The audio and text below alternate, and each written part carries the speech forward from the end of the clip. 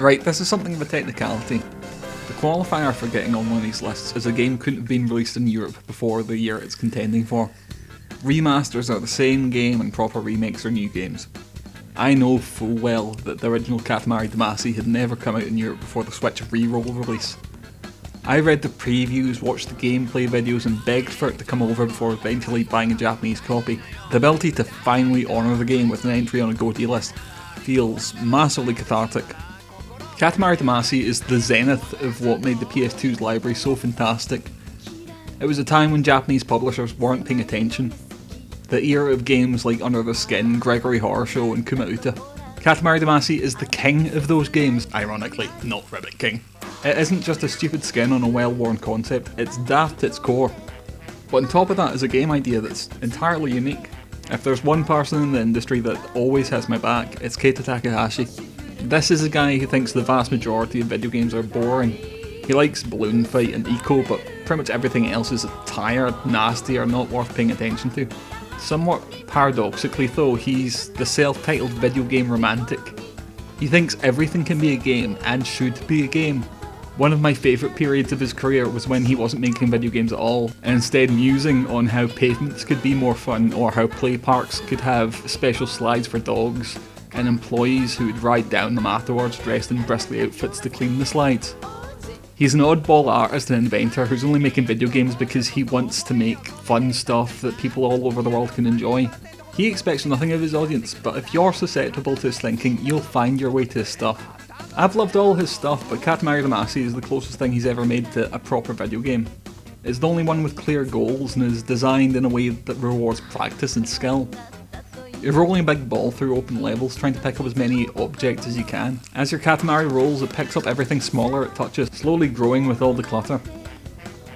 Do that a few dozen times with different goals and time limits, and that's your game. It's everything it needs to be. Katamari Damacy's levels are covered with beautiful, stupid clutter. Statues, wrestlers, islands, stacks of matchboxes, anything.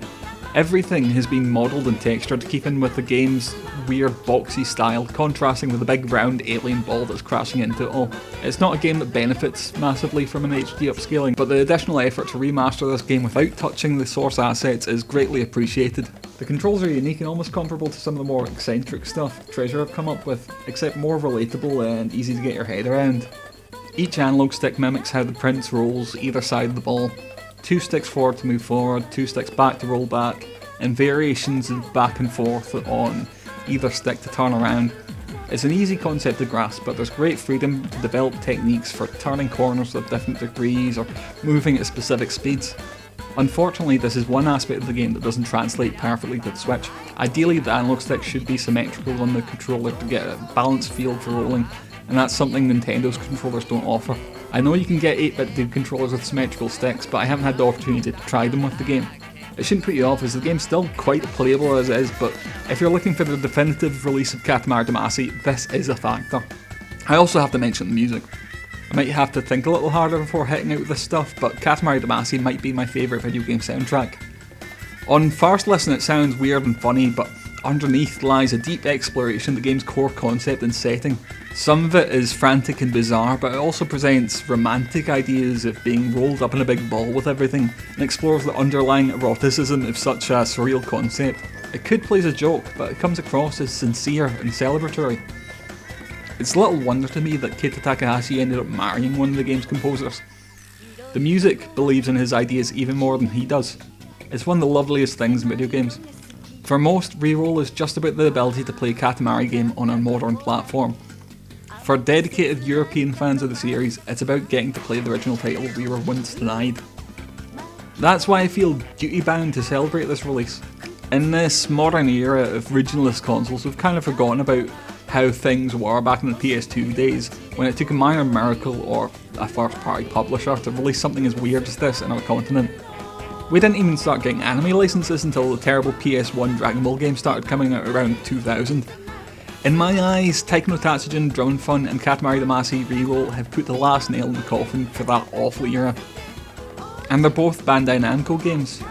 So is Dragon Ball FighterZ, another game that's made it onto this list and another that may have skipped the PAL release just a few console generations ago. I've got to tip my hat to them this year. Without wanting to spoil anything, they've got more games on this list than Nintendo. How the fuck do you do that? I don't think Katamari Damacy is quite as varied or slick as its PS2 sequel, but I still think it might be the most charming entry in the series. If you're into this stuff and you live in this continent, I think you really owe it to yourself to pick it up.